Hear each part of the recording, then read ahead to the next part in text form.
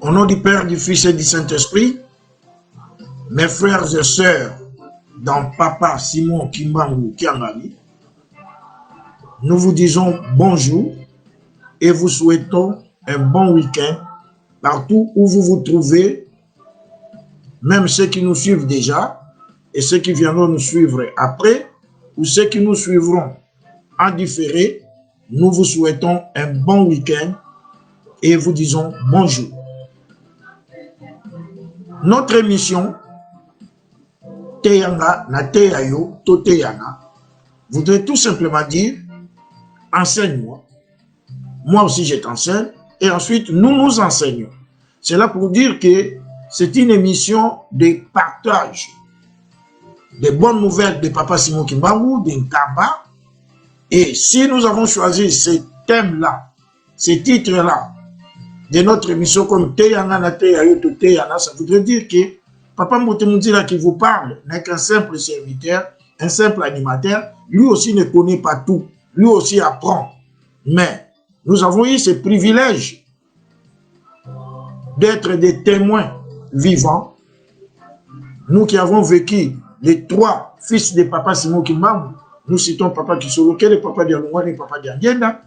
Nous avons eu ce privilège d'entendre leurs enseignements, de voir ce qu'ils ont réalisé et nous nous donnons ce devoir de publier tout haut ce que nous avons vécu.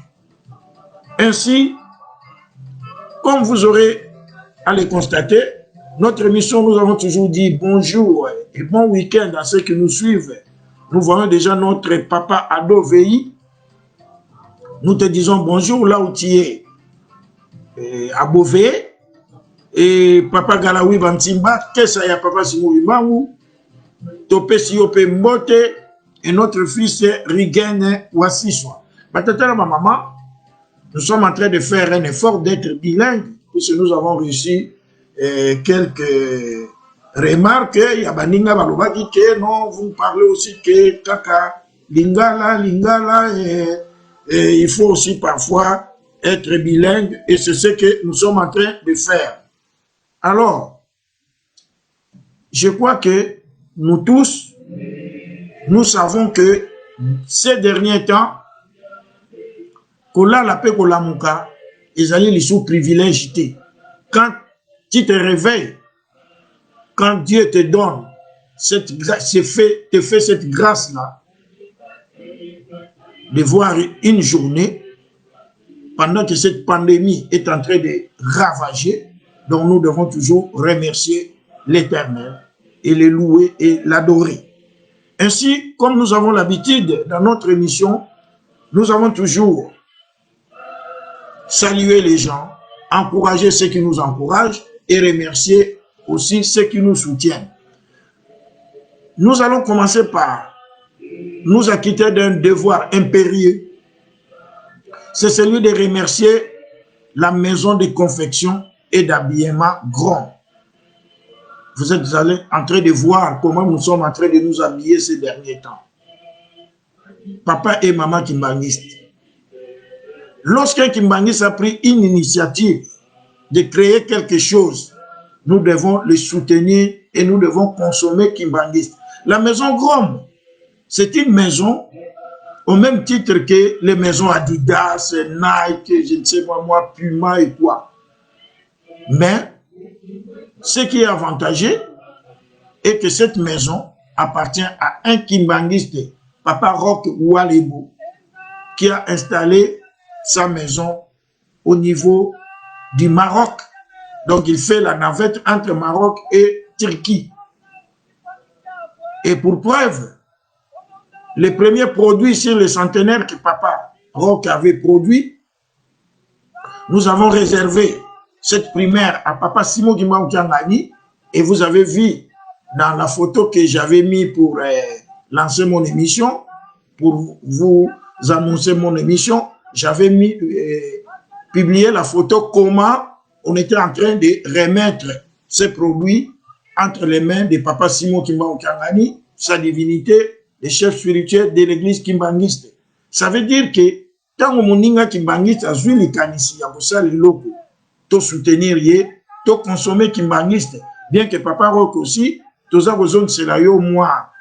Et ça remarque mais moi maleli bosenga ya bandeko kimbangiste pourtant on a zola taboué mais naza exposé na appel na je suis même harcelé je peux dire parce que baninga pe baza na posa bazwa ba produit wana mais sauf que ezo oumela ça traîne Papa Rock tu peux vraiment faire diligence pour na ba produit wana et comme déjà en France maman Oki Masamba kuta benga ngabi Papa Sylvain mbongo ngutu na bomba kina lien na nga musiko na kosala ndenge ni Papa Rock mekana ko sepelisa biso ba produit wana et comme ndenge tolobaki ezali biloko ya centenaire biso moko bakimbaniste mutoko pesa ngo lukumu surtout le to ke de bakinchasa wana ozo kita na aéroport obeti eloko nombongo obeti casquette bakimbangiste baza na centenaire donc batata na ba mama kuna envoie ese pesa maki déjà ya centenaire na Kinshasa maintenant etikani na biso moko bakimbangiste bakolo eloko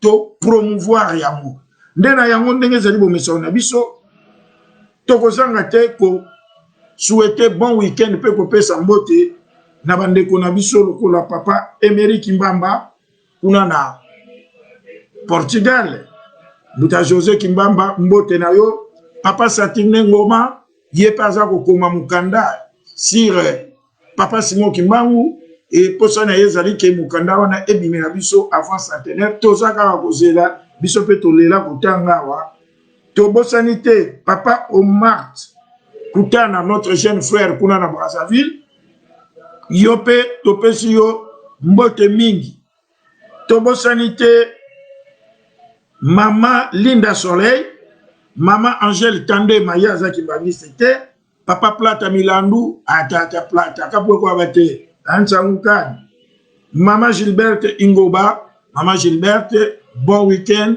et pas yozali pour sanate que parfois Dieu nous délivre d'une manière ou d'une autre soit forte l'émission Tote Yana et Pesio Mbote Tobo sanité Papa Pierre Yakubu Koulouadio Petit Pierre Nabiso na retraite tant to Pesio Mbote Tobo sanipete Molongani na yo oyo tolingaka mingi topesi ye pe mbote tozali pe ko pesa mbote na Mama Bijou Nchangani notre nièce yo utiki biso ba oncle obengi bisote donc mitif Papa Bakia yo po komi collègue na biso mwana ilele biso utiko silisa na école biblique kuna yo na ba mama Marie Bakambana bino nyonso na promotion na bino wana sauf que to gobleir bino après biso to za ancien donc dès que to kuta na bino photo kata bino suki moi bleu nous moi je suis de la 87e promotion ya école biblique de Nkamba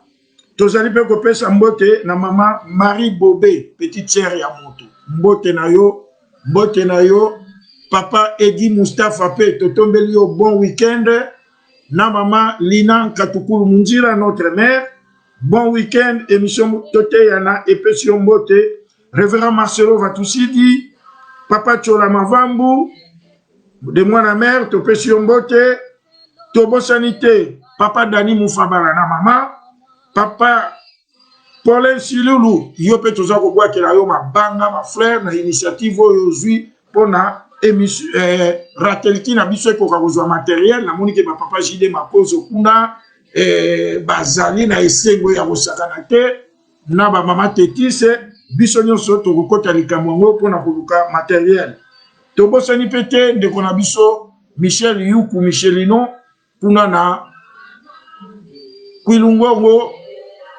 qu'est-ce que je dis na lukala plutôt yope topesi yo mbote donc bino nyonso na ba oyo totangi te topesi bino mbote nde na tina na yango tokotia mwa nzembo oyo topeseli bino nyonso mbote oyo ezali kosenga biso ke totonga nkamba nzembo oyo nde yango topeseli bino balandi na biso nyonso mbote na bisika nyonso bino bozwami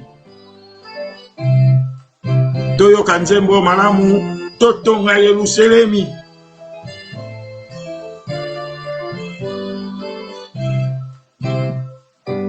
nayebi ete bozali na mpasi. Na mpasi kaka tosala misala. Napesi bino ebana botika koyima. Toyimayimaka te. Nzambe lero oza kopesa ye mpe aza kozongisela yo. Totonga Yerusalemi batata na bamama. Kaka na mpasi tosala misala. Totika te babotola biso eloko na biso ya motuya. Botika koyimayima. Napesi bino ebana botika koyimayima. Papa mokonzi abula aza koloba yebi ete toza na mpasi. Misala ezali te, me kaka na mpasi wana. L'essentiel déjà aza kopesa biso souffle de vie, toza kopema batata na bamama. Soki toyebaki basi oyo baninga mosusu bazali nango koma na bahopito, koma na esika oyo bitumba eza kobungama, vreme eza pasi. Surtout bandeko na biso na Kinshasa kaka na pasi wana batata na bamama. Mais baza kotonga na ba 1000 francs, na ba 2000 francs, na ba quoi. Dieu voit la volonté. Totonga Yerusalemi. Pamba te centenaire ndenge za koya wana. Mokili moko ninga batu bakokene na nkamba bakolala wapi? Bakolia nini? Nyonso wana soki biso depuis 1921 nzembo ezwamaka ete tokoyamba mabota nyonso ya mokili. Sikoyo bilaka nango ebandi kokoka. Totonga Yerusalemi. Bino nyonso bokolanda biso na nsima toza kopesa bino mbote mingi. Papa Charles Massamba, Buta Charles Massamuna, Maman Ikete Lukombo Matuidi, coordonnateur des écoles Kimbangise na Kinshasa. Topesi yo mbote pe tobosanite molongani na yo. Notre ami d'enfance et frère Martin Matuidi, tu fais l'objet des sujets de nos prières. Tozali nelonga, tozala nzambe na biso. Batata na bamama, totie nzembo po tomeka nanu kolanda yango. Moko nayebi mpona nini nazali kotinda bino bosala misala. Totonga Yerusalemi, tokozwa mapamboli. Tala bapaya bakomo uluka baya kobotola biso yango. Ozomona? Ozoka nzembo bapaya bakomi koya o biso tosala eloko boye biso te. Tango tobandaki biso moko tokosilisa pe biso moko kaka na pasi wana. Loki pe bapaya bakobotola misala kolemba te. Tosala misala tolemba te. Moto ya salaka tokotisa nzambe nyongo na bino ezali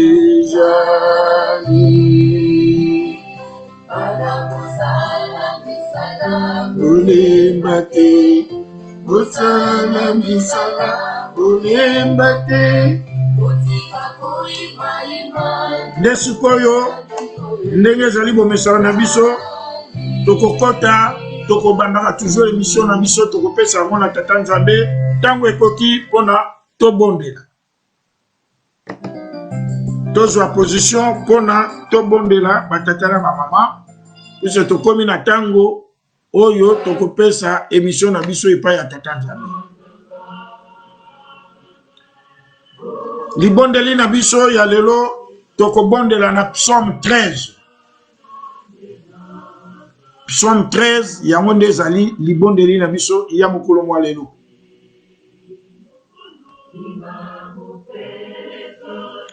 Tobondela na psaume 13. Jusqu'à quand l'Éternel m'oubliera-t-il sans cesse? Jusqu'à quand me cachera-t-il ta face? Jusqu'à quand aurai-je des soucis dans mon âme? Et chaque jour des chagrins dans mon cœur? Jusqu'à quand mon ennemi se lèvera-t-il contre moi? Regarde, réponds-moi, Éternel mon Dieu. Donne à mes yeux la clarté, afin que je ne m'endorme pas du sommeil dès la mort. Afin que mon ennemi ne dise pas, je l'ai vaincu. et que mes adversaires ne se réjouissent pas si je chancelle. Moi, j'ai la confiance à ta bonté. J'ai de la régresse dans le cœur à cause de ton salut. Je chante à l'Éternel car il m'a fait du bien. Au nom du Père, du Fils et du Saint-Esprit. Que la grâce de notre Seigneur Jésus, l'amour de Dieu notre Père et la communion du Saint-Esprit, Papa Simon Kimbangu, soit avec nous dès maintenant et à jamais, au nom du Père, du Fils et du Saint-Esprit. Amen. Batata na maman, je crois que ndenge ka tolobaki émission na biso toyebi ndenge tokokendeleki. Na émission na biso ya lelo tozali na sujet moko totiaki. Sujet wana elingo lobani. Nous nous sommes dit na sujet wana. Nous sommes posé la question. Est-ce que l'homme noir est vraiment la première créature que Dieu avait créée? Excusez-moi permettez-moi la tautologie. Est-ce que Moïndo Azali Motoya Yambo Nzambe Akelaki? Si c'est vrai que l'homme noir était la première créature de Dieu, mais qu'est-ce qui fait que, puisque les premières créatures de Dieu c'était Adam et Ève, mais ils ont péché et Dieu les a punis, Dieu les a maudits, Dieu les a sanctionnés.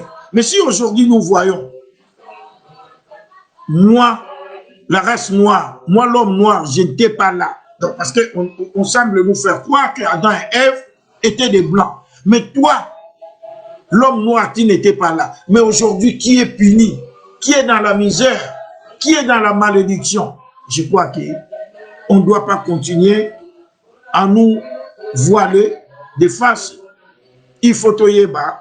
C'est pour cela que nous avons dit que nous, notre émission, c'est non seulement d'enseigner, si pas de proclamer la grandeur de Papa Simon Kimbangu, d'un camp à Jérusalem, mais aussi de transmettre ce que nous avons vu, ce que nous avons vécu des 3 enfants de Papa Simon Kimbangu. Et Papa Diangenda, qui était le premier chef spirituel de l'église kimbanguiste, nous a vraiment enseigné là-dessus, sur ce que c'est la race noire, d'où nous sommes venus, qu'est-ce qui a fait que nous souffrons jusqu'aujourd'hui. Ainsi, nous allons d'abord écouter cette chanson avant d'entrer dans notre émission. Yo Moïndo Nzambe akelaki yo utakala. Yo Moïndo loposo ya Nzambe akelaki. Yo Moïndo Nzambe alingaki yo utakala na se. Yo Moïndo loposo ya Nzambe aponaki. Yo Moïndo bosani kombo ya Kimbangu. Lobi kona yo ezali wapi. Yo Moïndo Nzambe alingaki yo utakala. Yo Moïndo loposo ya Nzambe aponaki. Yo Moïndo bosani kombo ya Kimbangu. Nga Moïndo tobosani kombo ya Kimbangu. Tata na mama. Na kozoka exemple moko ya muke, pourquoi tozaka na courte mémoire? Lorsque nous étions à Kinshasa, tozana no bagé. Soki na victoire au Keyo comme on a ba Éthiopien. Na banzoto moko ya mabeba kona. Et comme écoute un jour, ce qu'on a chéti, il faut lire qu'à bien que aux années, l'on a santé non ya ba Éthiopien. Ba Éthiopien. Mais ba Éthiopien nous voit ba yebi Nzambe na bango. Bandeko. Biso ba tozwa chance ya moi ta ya ko voyager pour tolanda na biso moi ba kilo wana. Éthiopia ne kilo nde makambo. Mata na avion ya Éthiopia. Comme un aéroport na Addis Abeba. Batuka ko biso baneko senga moko na victoire ba komi boy. Mais biso to sale lokoni. Pourquoi nous ne décollons pas? Tout ça la nini. Parce que to bosani kombo ya kimba. Moyindo ozali na nzela mususu oyo koki kolekela te soki ya papa Simon Kimbangu te. Akindi molimo santo lelo elaka ekoki akiti na loposo luindo bokoto sali susu nani akiati ndenge nalobaki na bino dernièrement lisese ya moto akendaki kolia na McDonald aza kotuna wifi mais donnez-moi le code de wifi balobi ne le code de wifi bazo répondre na manger d'abord ya donc on a continué na kolia atuni mususu manger d'abord atuna directeur ya McDonald mais je demande à tout le monde manger d'abord. Or wifi oyo aza koluka ya kotala na papier oh j'ai passé tout mon temps. Or le code c'était manger d'abord. Ndenge biso pe batu moyindo toza koluka na biso soki nini mais tobosani ke solution ezali nango na maboko na biso na se makolo na biso nde yango ndenge ezali bomeso na biso tokotanga na mukanda mwa Nzambe. Mokanda mwanzame na biso lelo tozui yango na Genèse. Genèse 27, chapitre 27, verset 36 à 40. Batata na maman. Un vrai kimbangiste faut oyer ma Bible. Parce que papa Simon Kimbangu, le 10 septembre 1921, tant qu'on a pesa au revoir na banzansanga pour aya ko se livrer. Na ba soldat ya colonie belge bakangaye. Batuna kiye na bakoko na biso awa yo lobi oza kokende otikeli biso nini. Papa Simon Kimbangu avait répondu je ne vous laisse pas autre chose que la Bible.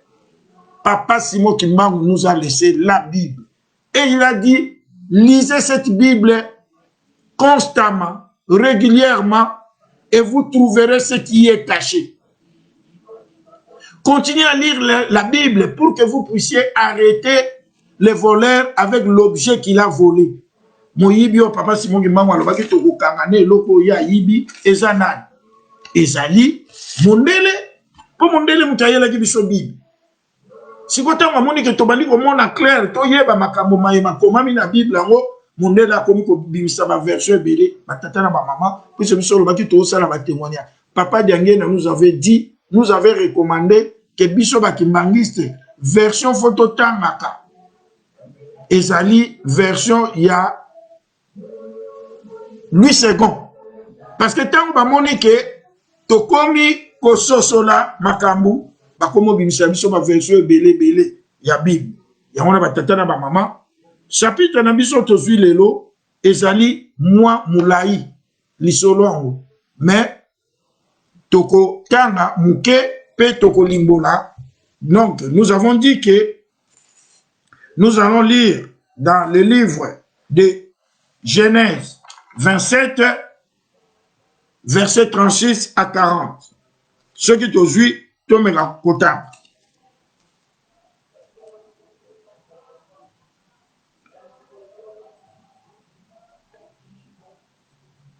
D'accord, moi un peu mon leçon. Et ça vous dit, est-ce que non, to bandelango, je crois, il serait souhaitable to bandelango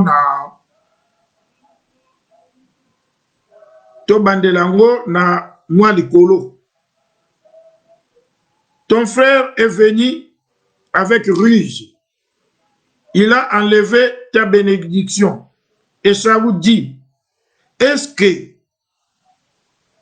parce qu'on l'a appelé du nom de Jacob, qu'il m'a supplanté 2 fois. Il a enlevé mon droit d'aînesse. Et voici maintenant qu'il vient d'enlever ma bénédiction.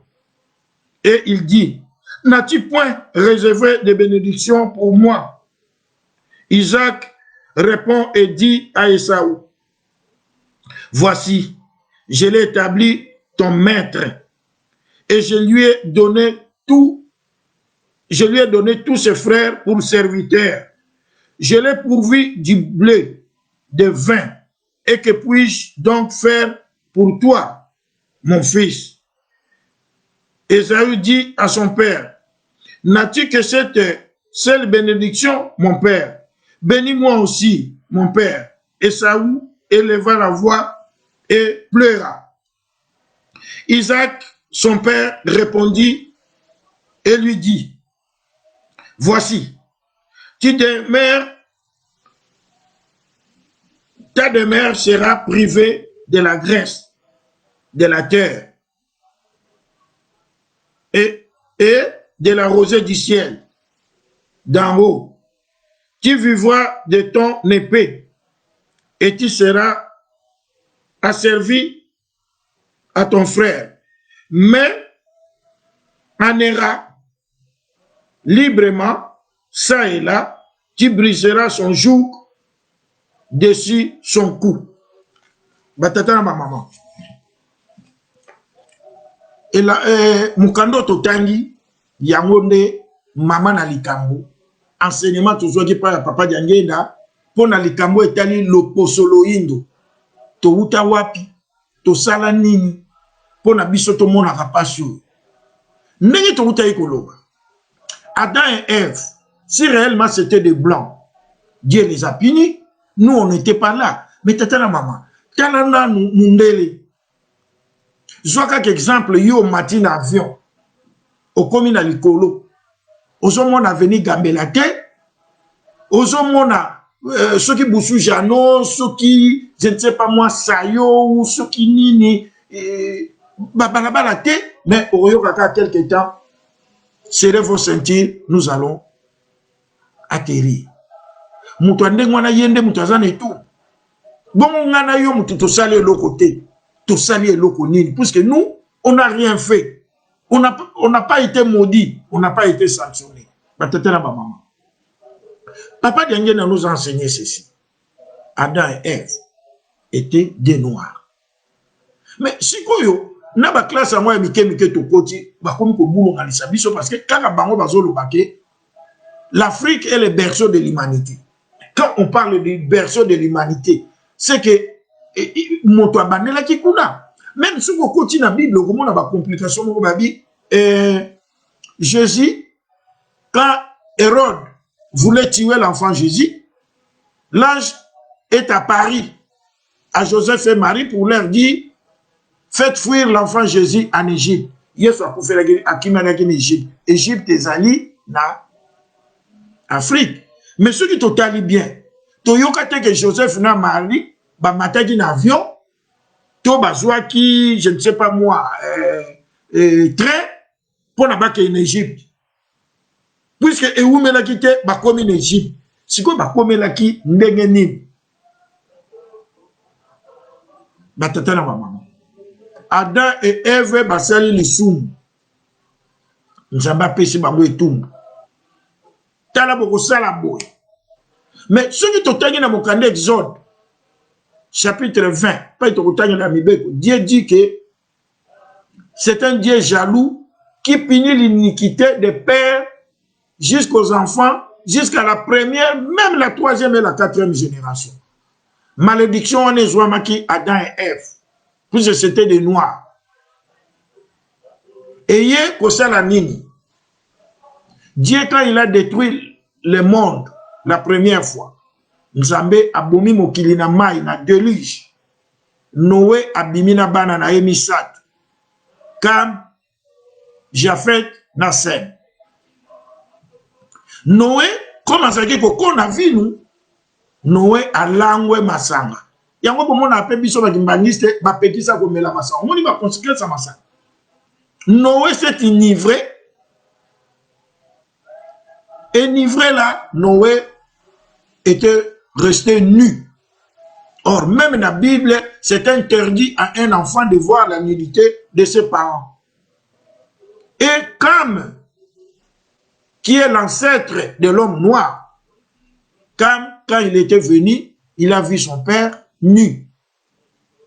Au lieu de couvrir son père, il a dit, mais voyez-moi ce soulard là. Vous voyez les caractéristiques? Parce que critique, c'est ça, il y a biso batoumoui. L'homme noir sait bien critiquer son prochain. Même les lois, ngai jour quand on a reçu chance, na commis atta député pas. Oyo na commis Rwandais. Na monaki papa bantimba atiela ki biso logo moko papa gala wiki nana nyoyo tato yo nani ya bumbu bya Kongo yo akomi Rwandais. Ah. Mwana nsemi Rwandais. Donc toyebi kaka kofinga na ko critiquer. Po euta banana koko na biso kam. Tangu kama se moke atiki tata na yebo lumu ndengwana. Jafet na sembe ba yeko yoka ayeko yebisa bango pesa. Allez voir votre papa là. Papa qui sera yema sanga yoka kate. Voilà maintenant il s'est livré là atika libo lumu vraiment de tel père. Je ne sais pas comment moi j'ai. Ndenge ni penza matinde la tata. Ba tata na ba maman. Tata salim ata salim abe asa tata na yo. Faut couvrir yé. Sem na Jafet bazui elamba bazui manteau baboyi komona nidité ya papa na bango baza kozonga sima malembe baza kozonga sima malembe ti bayeko couvrir tata na bango tangu tata la muki witi na ye sili ayoki lisolo wana ke oyebi ke yo melaki masanga olangwaki otikali bolumbu mwana nokuto ya liboso ya yambo tozalaki mwana liboso tozala penga mwana liboso tolanda mama na likambo et pas nini to perda bénédiction na biso et qu'est-ce que nous devons faire pour te récupérer yambo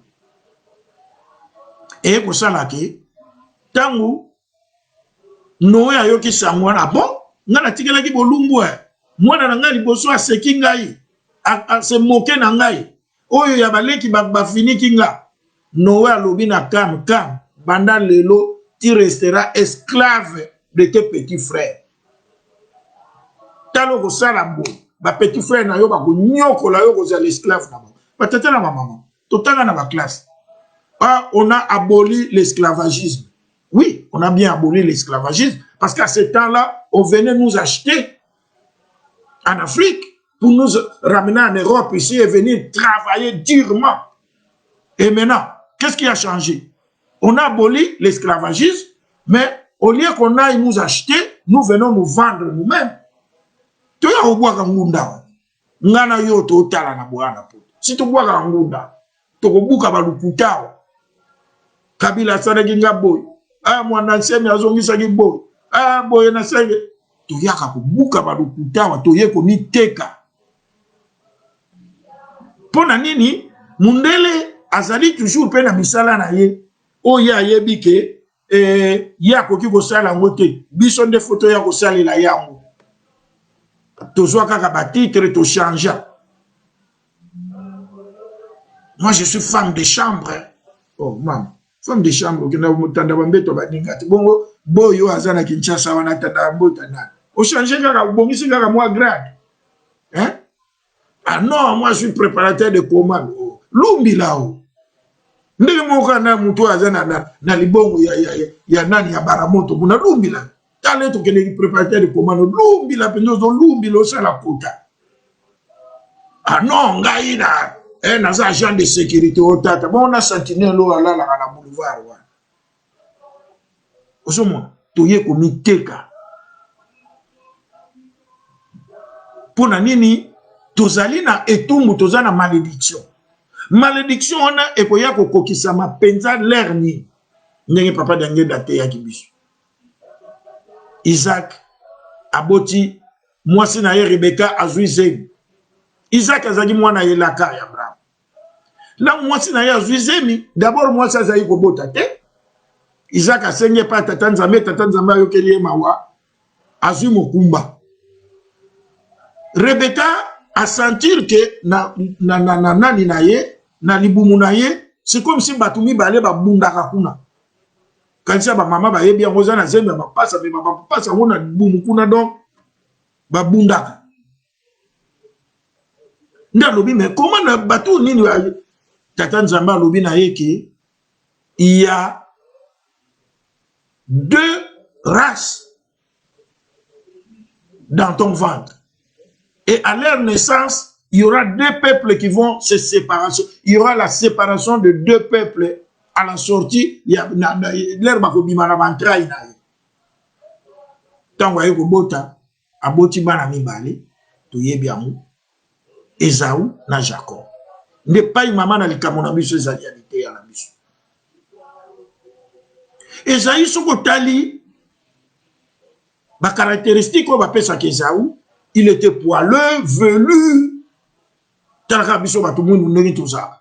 Bolim sanga ku tezali kamba ko sekela. Muko musu papa engompe bate ya ngona kisasa po lingale ya compliqué hein pour la gato l'examen week-end. Bon mon ngo pas cité. Papa engompe bele ratei. Je crois ezaki na ozone bo ubie wapi. Alobi nzoto na Esaú ezalaki na nkunja. Bakongo pa bazaki. Église de côté. Mais na lingala penzo biso vani na mbandaka poile kombo lango nkunja. Siko papa ngompe ba uti mbandaka. Mais nzoto na Yakobo ezaki na nkunja te. Nzoto na Esaú etondi nkunja. Nkunja za poile. Na lingala penzo ya biso ya makanza wana. Et puis Esaú azaki kosala bilanga. Chasseur. Leki na ye Jacob asaka mwa ba jardin avandani na batante. No musu chasseur pour nous chasser. Foza na zamba to yo kuduzula nyama. Bongo zamba za wapi? Tata na ba mama. To kote ya ba ndenge nini. Eye kosala ke mukolo mususu tangu tata na bango Isaka komi na bonunu ayebisi mwana na ye Esaú ya liboso. Kende ko bomela nga nyama. Oya olambela nga ngo pepe supu ya bien. Na lia na pambola yo. Tangu Isaac azako loba boye na Esaú, mama na mwasi na ye Rachel, mama ya bana. Parce que bana l'air babotami. Tout est la ka ba mama ndenge bazala. Oboti mwana moko ya mwindu tu. Na mwana moko ya meti ya mundele. Mama ko sepela na mwana wa. Mwana ne ya mundele. Amona kene lokwa mwana popi. Oya zwa tatani mwindo tu. Oyo penza kitoko ya mwana ngo kitoko ya mondele. Mwasuke lala. Ozomona. Donc maman avait plus de préférence na mwana ya mibale po azaki poso kitoko. Esaú azaki penza donc kala ka biso ba africain ndele toza. Toza rappelle kitoko na biso mais donc mobali penzo ya ke tango pusani bo ko solo ataba mobali. Na mobali yewa. Nde ego sala nini. Esaú akei zamba koboma nyama. Mama esika ya tikalaki alobi na mwana nani na ye alobi na mwana oyo ya leki alobi na yo ki tata na yo azoluka pambola yaya na yo. Jamais lipamboli wana ekokende te. Ba mama yango na ba mama fo bozaka makasi na libondeli na mabondeli. Tozonga na Adam et Ève. Lisumu ya batu mwindu. Adam vandaki na yeye moko mikole bele na jardin d'Eden. Atika la kolia mbuma anate. Ève ayabi chéri. Pasi na yo pasi na nga. Soki bendo linga nga. Nga na lela yo fort. Chéri liaka. Na bolingwa na ye pali. Ngepa ito zwila lisumu aliboso. Toye kolongwa na jardin d'Eden. Toye koma na likambo yo awa. Tata alobi apambola mwana ne aliboso. Mais maman zoluka a détourné, pas détourné bénédiction. Yango ba wa passe na biso uta na mwasi. E ko sala ke tangu Esaú akeko luka nyama na zamba awa mama Rachel abengi mwana na ye Jacob alobi kende zwa mwana na mpate oya kitoko yaka na salelo supu tout ça opia tata na yo. Po yondo zwa bénédiction yabi mi papa mama mais tata ko revenga d'abord voir na yaye kukanite et puis de dessous ka simbinga nga naza po alute abi yo salaka ko nazo yebisa yo akazu mwana na mpate ye pa yeba ki ndenga mobali na lielaka asaleli ye penza pepe soupe atitoko. Allez, azui Jacob alati ye poso ya nyama kaka même oyo babomaki alati ye poso na maboko mpo lere tata kosimba mo na bapoile mpo tata akomaki aveugle akomaki na plus de 100 ans azalaki komona su te azwi bilamba ya yaya na ye Esaú alatisi ye de peur que parce que quand quelqu'un devient aveugle atikali kaka na deux organes oyo deux sens penza oyo kakoki le toucher et l'odorat. Peut-être là, lui, mais où il sera, à quoi vous en avez moins doute. Le temps que l'autre était à la chasse, Jacob a cueilli par papa. Abi papa, nga mwana na yo na ye, o pambulangai, na ye li o nyama oyo, o baki na lambe li o po li ayabi. Mongongo, nazoka mongongo lokola ya Jacob yona. O ngai Esaú. Yo Esaú, mais mongongo lokola Jacob boy. Poussana na, a poussana, a simbi ye, pour atteindre ma poire. O tata ngo pepa avec une pouja. A simbi. Mais avant to koma na likambo wana, eza na mama na likambo to bosana. Likambo ngo eza ndenge ni. Tangu bango mbale oyo asala chasse, oyo asala bilanga. Jour mususu Esaú auti bilanga. Nzale kangie makasi, aiko kuta leki ne Jacob alambi penza bino mo boye baka pe soupe mindele. Surtout sur la restauration. Nde atuni abi leki nanga. Chasse na uti lelo na zue loko te. Mena yoki nzala. Okoki ko pesa ngelo ka kolia te. Yabi yaya ngava na peso loko ka kolia. Jacob azo ebisesa. Abi tekela ngai bokonzi droit de naissance na yo bo yaya na yo.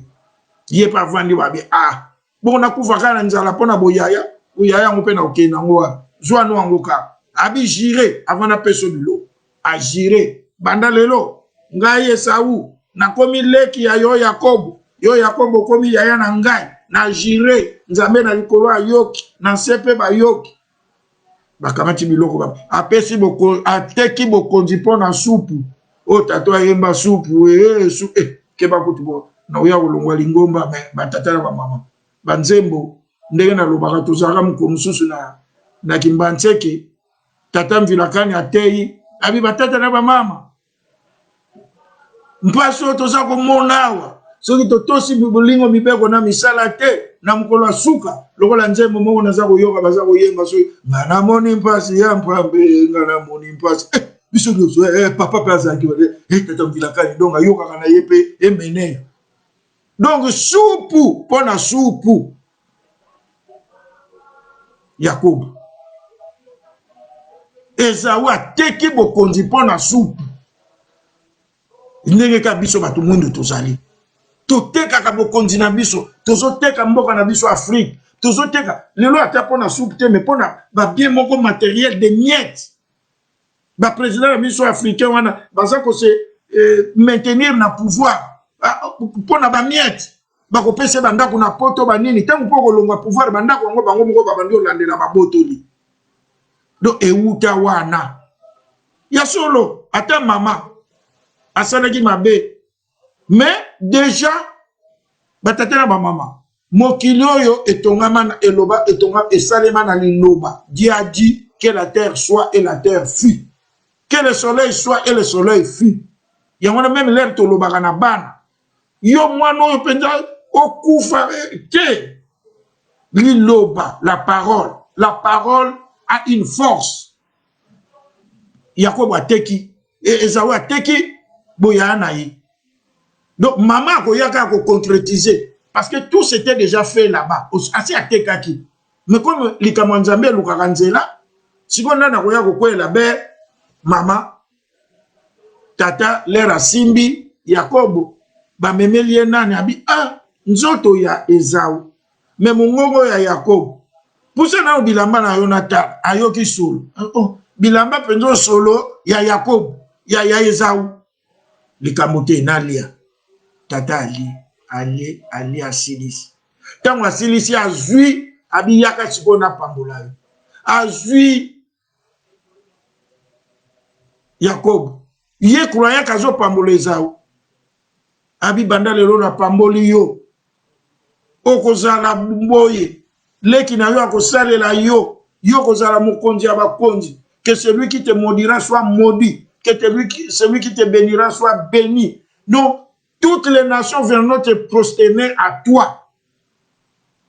Et tous les peuples te seront soumis. Les lois les États-Unis. Les lois ceux qui Macron en lobby, en Afrique tout ça. Ceux qui Trump, ceux qui Biden en lobby, ceux qui Nani, ils sont en Afrique tout ça. Nous devons être soumis parce que bénédiction n'a biso qui. Tant que sili et où me la quitter.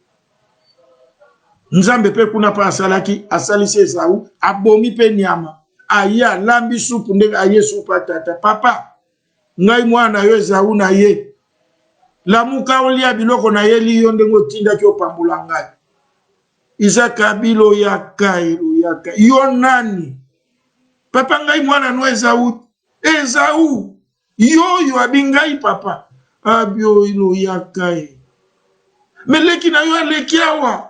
Ton frère est passé avec sa ruse. Il a pris ta bénédiction.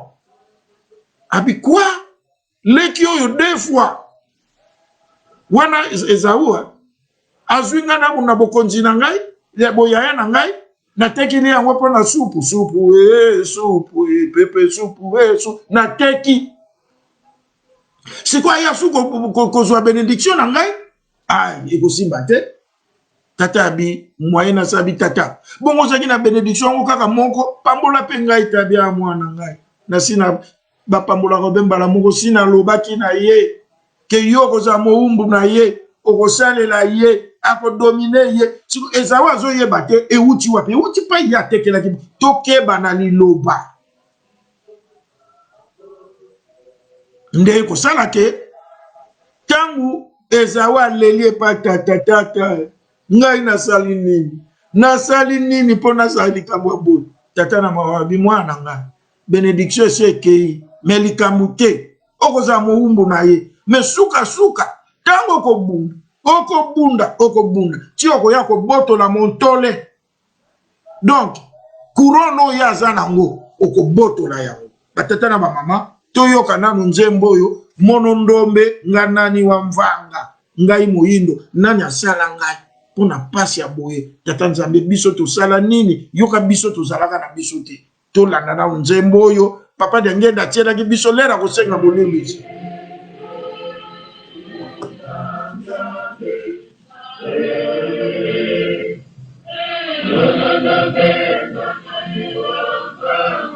Pakama bosoko soyo kango na posa kolela fo sala yo pasi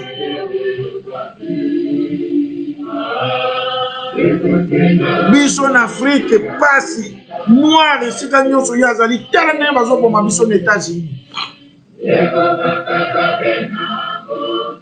moto mwindo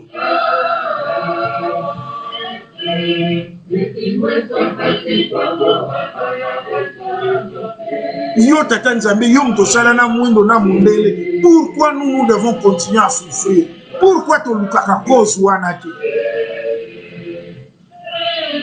ndombenga nani wavanga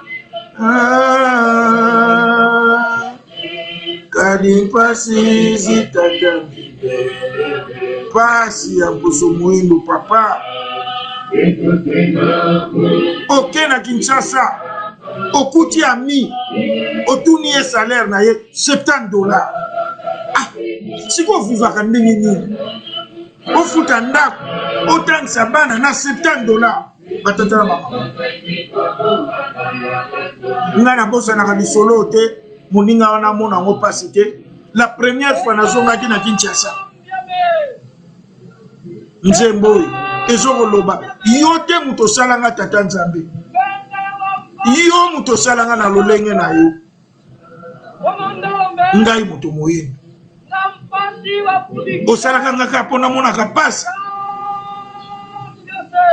batata na bamama première fois nga nazonga na Kinshasa camarade moko aye kotala nga biso mbale tosala université natika ye na enseignement na kotanga kombo te namona pasi l'air wana portable na 2007 eza na luxe na memeli ye portable na memeli ye chemise chaussure tout ça na kamati $50 na pesi muninga wana pona komelaka na njili na flat moko na njili na bi futa ticket ok na bi ke $50 transport ya vandaka na kauka leki na ngai bozia ye kozwanga na motuka je crois 30 ou 40 minutes après tozwi motuka tobandi ozonga tokoma na poma tete na telanga me wana masa na nga nini azobeta makolo telema te totelemi tobenge songolo aye ndenge silva obini na ndenge ni bo oke makolo ndenge na piko transport abia silva tika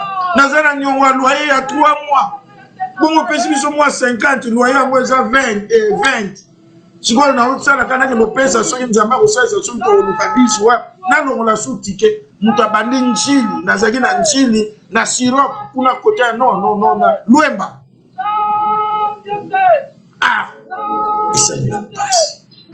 na mimi falo loba na nga bien mon frère tu as déjà beaucoup fait déjà osali nga eleki na bimaka na kamati 20 na bakisi kende kofuta loyer un licencié passe batata na bamama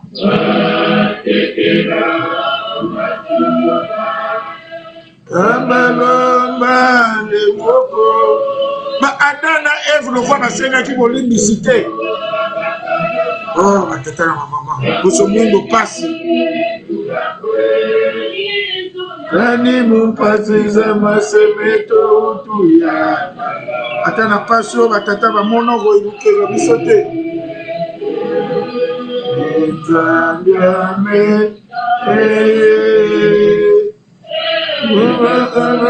ya karamu perezo monondombe Mungamaya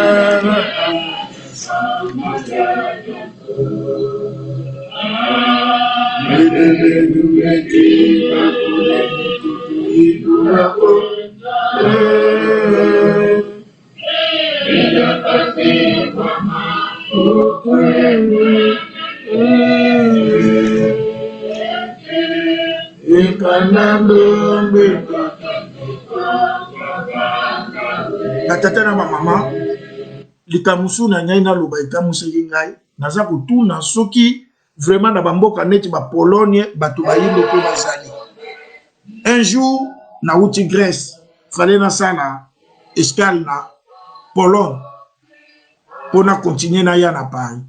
Ce que j'avais remarqué à Liboso na komi na aéroport ya Pologne, j'étais un seul noir.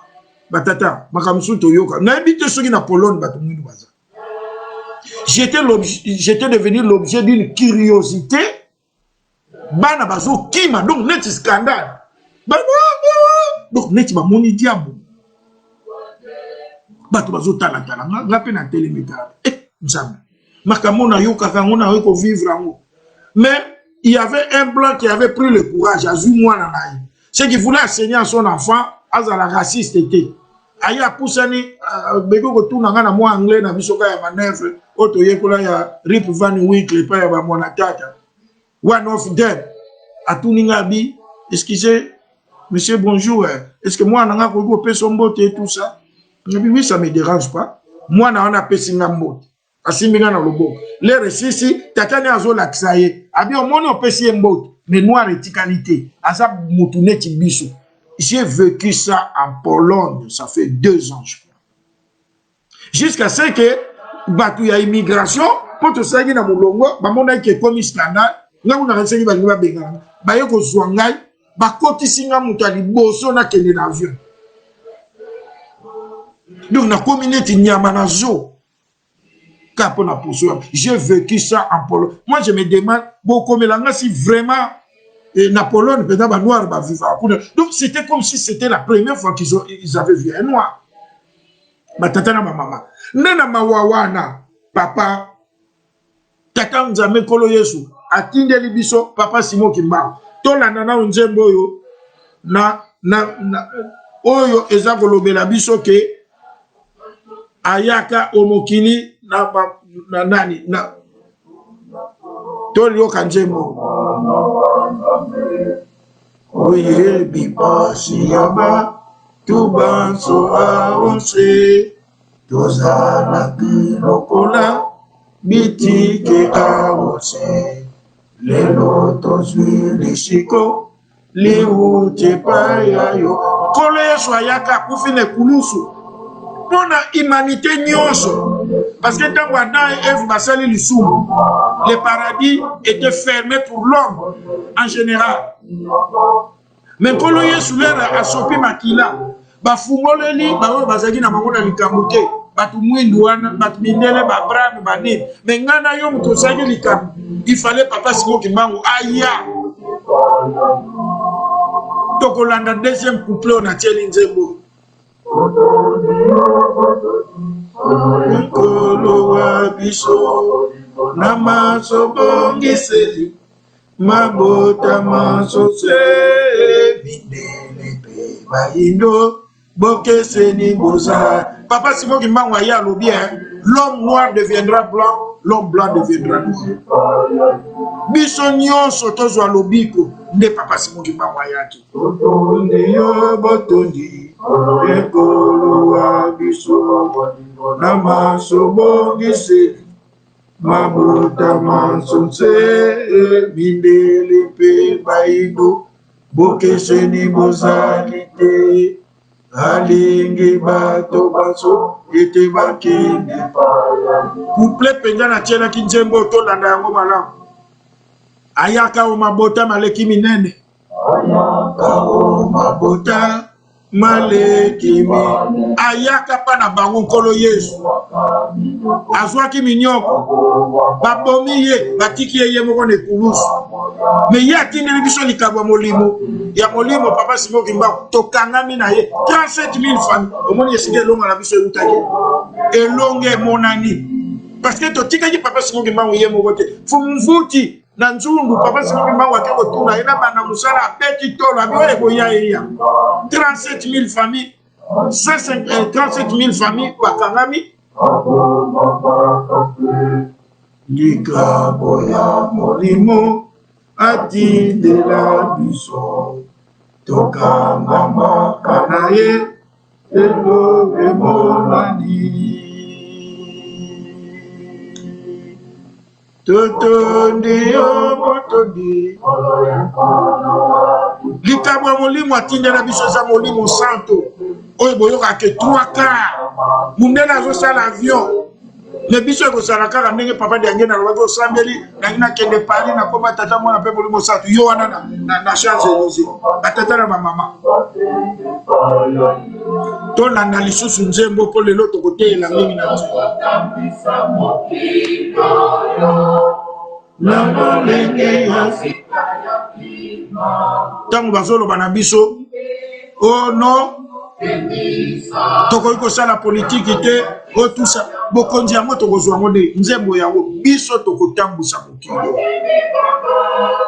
momilotela bomitela oela kaelo biso tokotambusa mokili oyo na lolenge ya sika ya Kimbangu ndenge na lobaki na mateya na ngama leki la fois passé tozali même pas na fête moko pona Simon Kimbangu amona passe pona mboka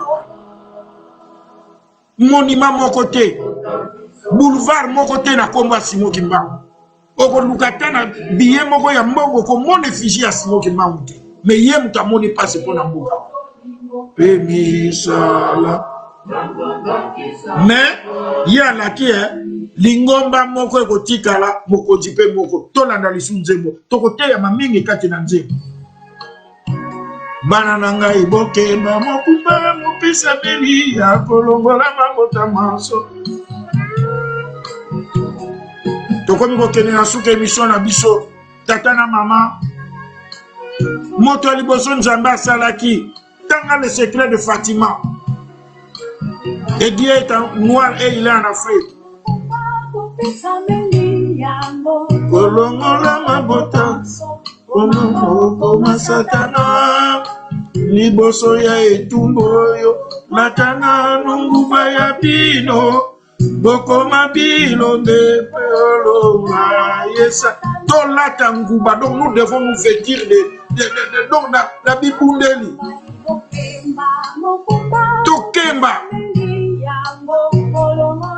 papa d'Angenda lobaki bokonzo bakobwaka ngo tokolokota yango mais tokolokotela yango koma tokangi kaka maboko tozosele kwe atozwa non balobi tolata nguba tolata bibodo tokoma bilombe papa mfuma manza bandai koloba saluki anzani makesa kisosanga mokili mobimba oyo tolana malamu mosala mwatata nzambe ye aponi bino bozala basoda basoda lokwa bapapa galawi tolongola mabota maso landa malamu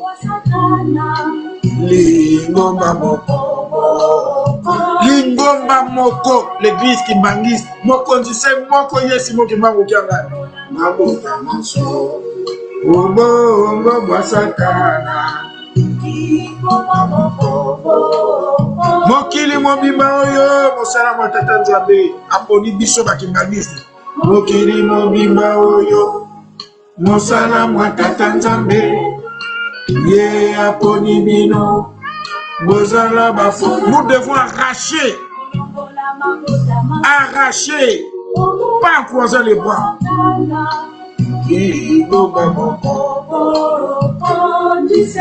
Matata na mama, je crois que tout comme kokeni na suga na mateya na biso ngai na yo poso mwendo tozane tumbu jusqu'à 5 photos yeba simo ki mbango aza nani bongo toko décoller soki te toko décoller kate toko tikala kaka na pasi na ba chinois to bandai ko monela pamba wana kisasa chinois comme grande puissance ngai na yo tozali kaka ti lelo yango batata na mama tokomi na tangu oyo tokopesa mwa ba divers na biso oyo etali makambo ya lingomba. Je crois que toyebi ndenge tolobi yango ke centenaire eza koya kamba fo etongama papa Simon Mao Kiangani ndenge tolobaki aza kosenga biso ba contribution ya moins $10 chaque mois topesaka et puis alobi yango bien lero pesi $10 na yo fo ba pesa yo reçu po yeba ke mbongo wana ekomi pa na ye awuti pe kobelela kosala mbela mususu na likambo etali zanza bisadi musala wana epesama na ijiki or biso nyonso bakimbangise toza bagene toza na plateforme wana ya ijiki topesa ba $10 na biso papa pa lobi lero pesi réclamer pe reçu oyo ekowuta nkamba boyeba ke mbongo na yo ekomaki ba 3000 francs ndenge papa aza kosenga na Kinshasa toyendaka bandeko na biso baza kuna toyo kapenje mboyo tala pasi batata na mama basi nzala nitambina meti yangala tina nini olataki loposolo indo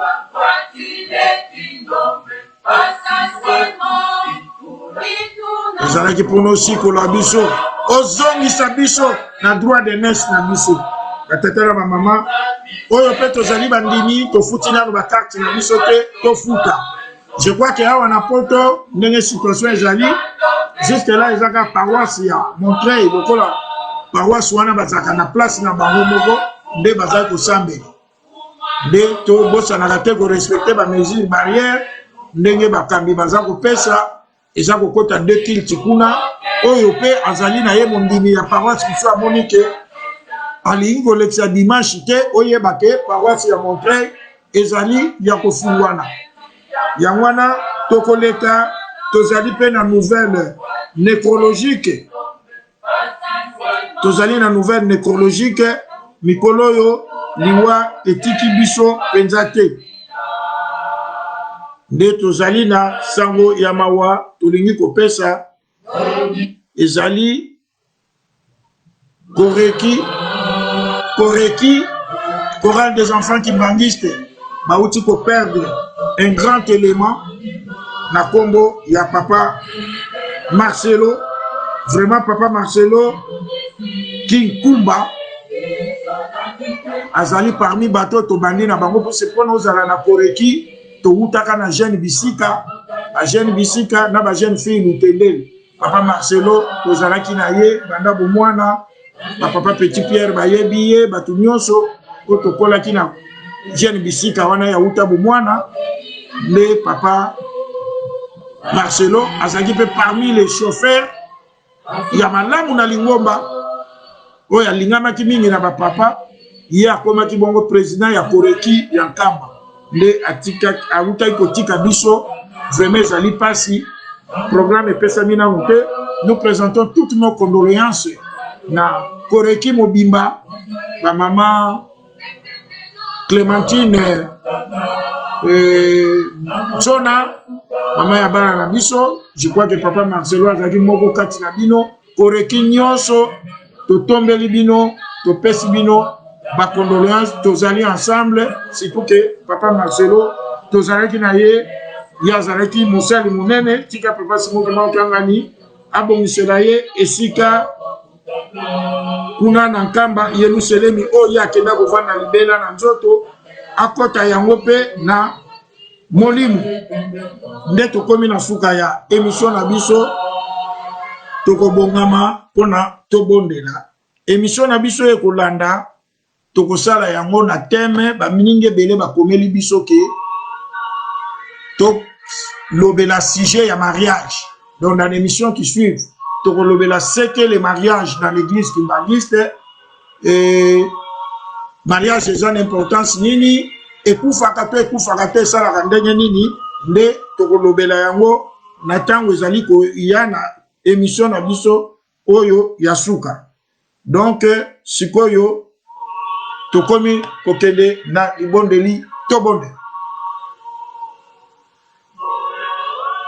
Notre Père qui es aux cieux, que ton nom soit sanctifié, que ton règne vienne, que ta volonté soit faite sur la terre comme au ciel. Donne-nous aujourd'hui notre pain de ce jour. Pardonne-nous nos offenses, comme nous pardonnons à ceux qui nous ont offensés. Ne nous soumets pas à ta tentation, mais délivre-nous du mal, car c'est à toi qu'appartient dans tous les siècles le règne, la puissance et la gloire. Au nom du Père, du Fils et du Saint-Esprit. Je que puise au vanja, kwanyona wena epasi, muna wa ukan. Que la grâce de notre Seigneur Jésus-Christ, l'amour de Dieu notre Père et la communion du Saint-Esprit, Papa Simoki Mbangu, soit avec nous de siècle au siècle, au nom du Père, du Fils et du Saint-Esprit. Amen. Botikala malamu nde tokutani na poso ezali koya otokolobela sujet na biso sur les mariages. Merci beaucoup.